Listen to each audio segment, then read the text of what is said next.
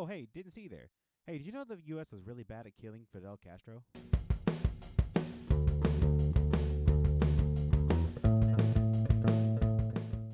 All right. All right, that's enough. Settle on down. I said settle down.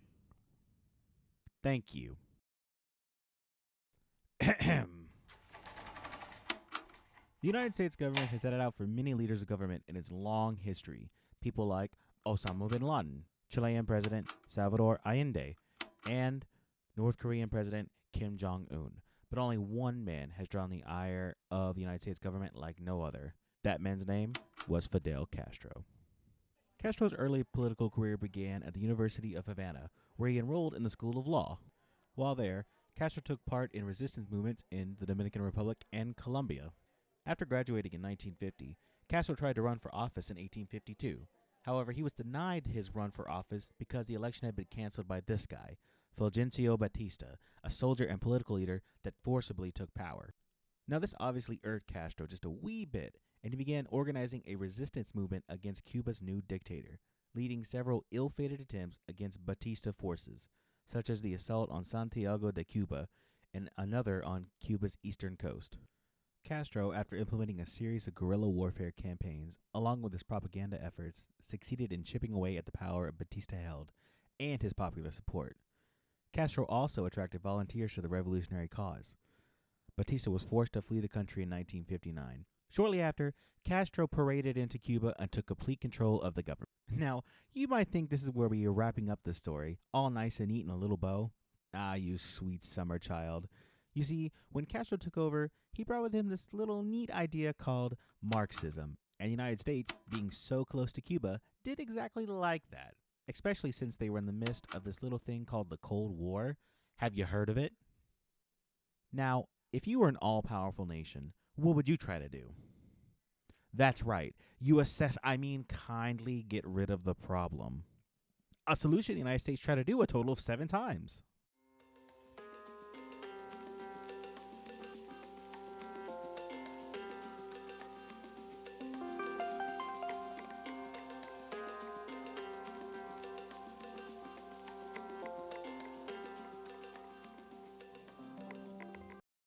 The first way was actually pretty clever and culturally relevant. You see, the milk-loving Cuban also had another fascination, that sweet Cuban staple, cigars. Just a year after Castro had risen to power, the CIA apparently tried to kindly remove him by lacing one of his cigars.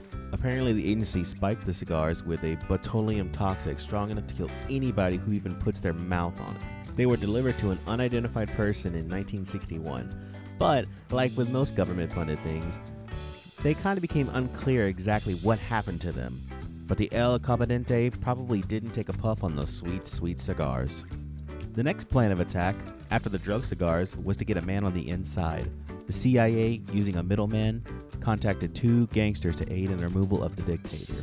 These mobsters in question, Sam Giancana, the mob boss of Chicago, and Santos Traficant, the head of the mob's Cuban operations.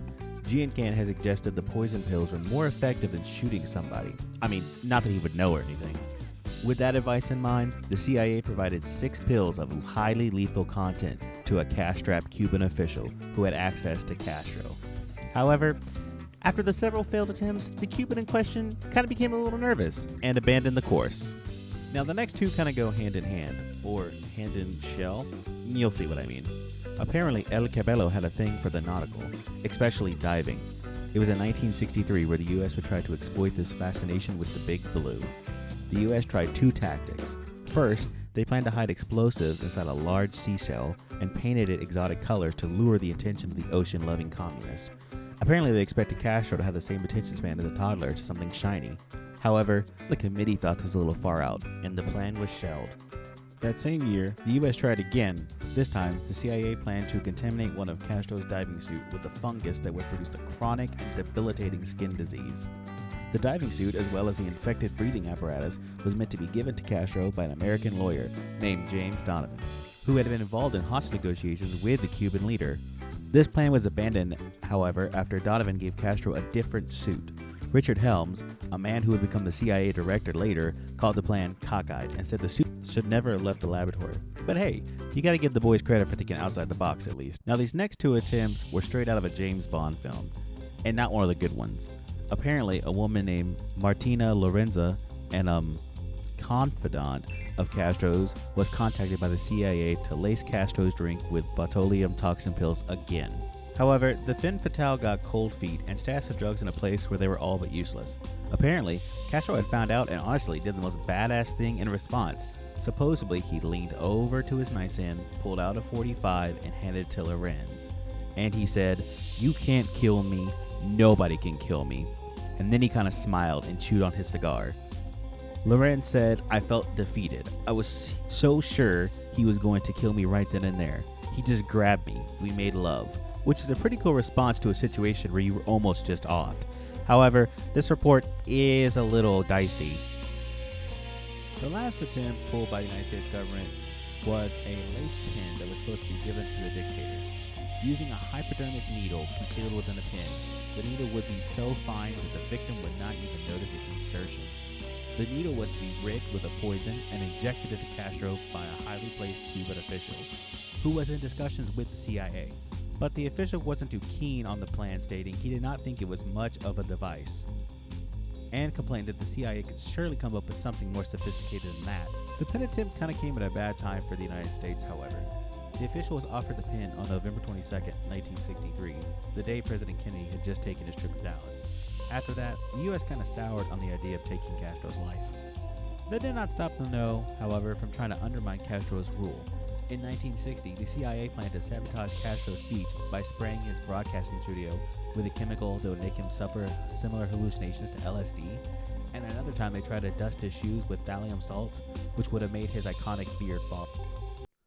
Castro was a man that defied all the odds, those odds being attempts on his life. Throughout his whole career, Castro had 638 attempts on his life, which, try me once, shame on me. Try me 638 times, I think the universe is trying to tell you something. Castro would eventually pass away in November 26, 2016 from natural causes. A pretty boring way to go for a man that the U.S. tried to take out in some pretty fantastical ways. Now, if you've learned anything here today, it's that the United States government is always out for you, and you always need to watch your back. Anyways, I'm out of here.